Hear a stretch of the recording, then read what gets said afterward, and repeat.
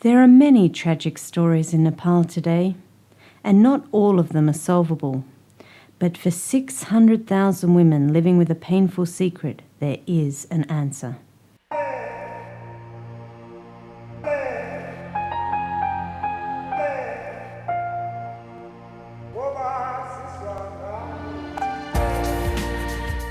Often living far from health services, isolated by lack of education and income opportunities, and burdened by hard work, poor women in Nepal suffer most from a condition doctors call uterine prolapse, or a fallen womb.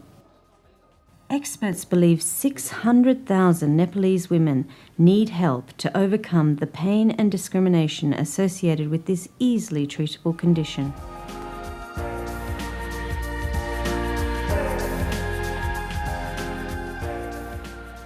A fallen womb can develop in women who return to work shortly after giving birth, or who have too many children at a young age, or too many children over a short period of time. There are other causes, for instance, bad birthing practice, as well as a prolonged delivery. All of these factors and more can cause the uterus to jut into the vagina, and as the condition worsens, so does the pain. In severe cases, the uterus falls out of the vagina. Too embarrassed to speak about it, many women in Nepal are suffering from this condition in silence.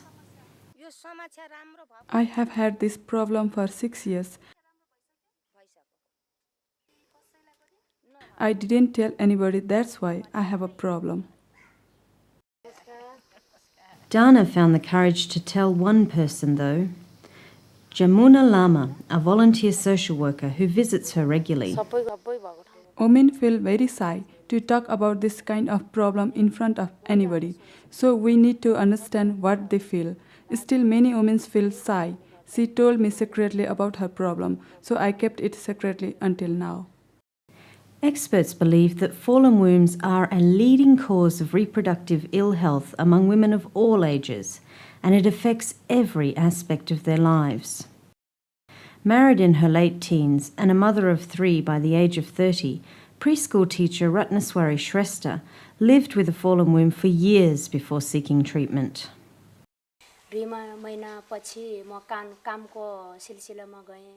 After 2 months, I went back to work. When I lifted a ball of wet clothes, I felt something coming down into my vagina. I wondered what had happened to me, but I did not worry about it. Then I did not tell anybody and carried on my work in the field and lifting heavy loads.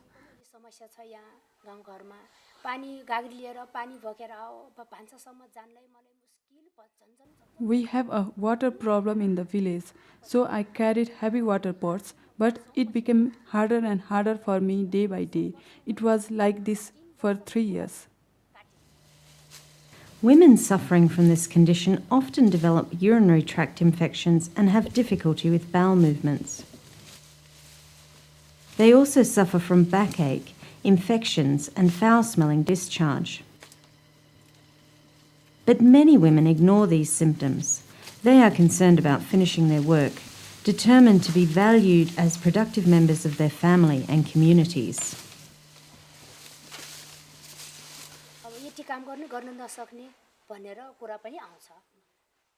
After a while, family members began to blame me. They said, "You can eat easily, but not work easily."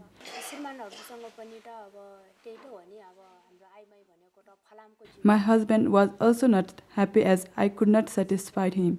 We women are not iron-bodied. Ridicule and shame is a common experience among women who suffer from fallen wombs. If their condition is left untreated, some women find themselves destitute, having been abandoned by their husbands and families, because they are seen as a burden.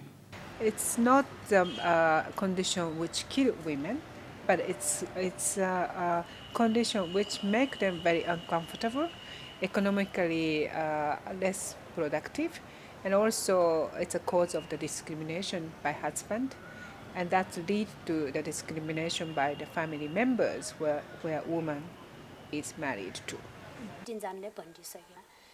आफ्नो शरीर भयो तगडा 2 or 3 other women have come to ask my advice about this problem, and I have told them to get a checkup. This is very simple treatment operations. We can cure them.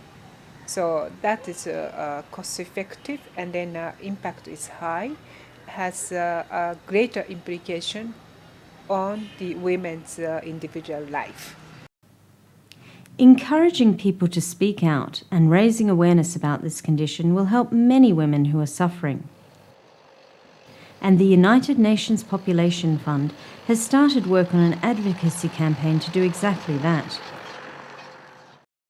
But what about those women living in Nepal's far-flung places where health services are simply inaccessible? We have identified about 10% of women at reproductive age. They are suffering from these conditions.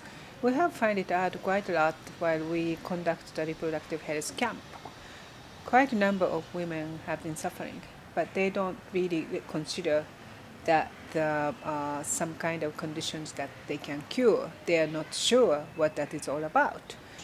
The women who are most affected is, of course, they are from the marginalized or poor families, because the women from poor family or marginalized family, they tend to get married earlier, and also their fertility rate is higher, and they are not very informed about the uterine prolapse issues. They have less access to the health services, and women who carry heavy load, they are usually from the marginalized community. This problem also needs a national solution, so the Population Fund and the government are developing a strategy to ensure that all women in Nepal suffering can get help. And we have been supporting the government, Ministry of Health and Population, for them to develop the national strategy for uterine prolapse. And we are going to support the fundraising from private sector, individual donors. It's cost for treatment about $200. But so far, we have been getting some kind of individual contributions. So we have been discussing with the government to set up a trust fund.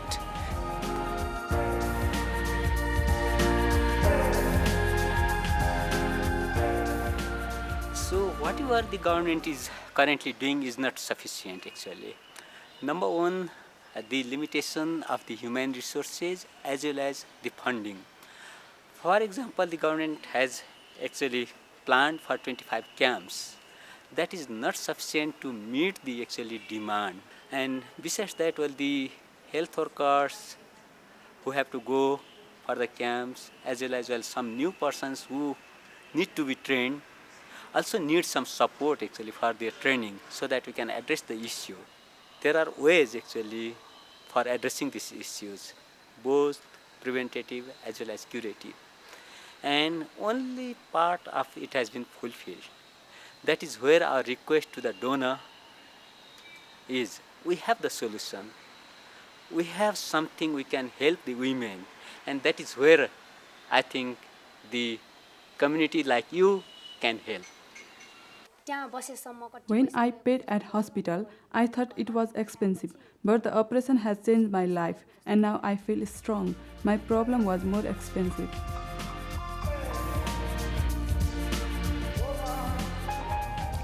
By providing treatment and means to prevent fallen wombs, basic services are extended to those most affected, the poor.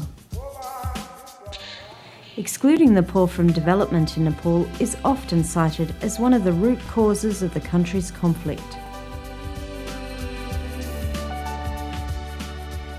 Providing life-improving services to the poor is more important than ever, as stability is needed to foster a budding peace process. Now is the time we must come together and act. Acting now benefits everyone.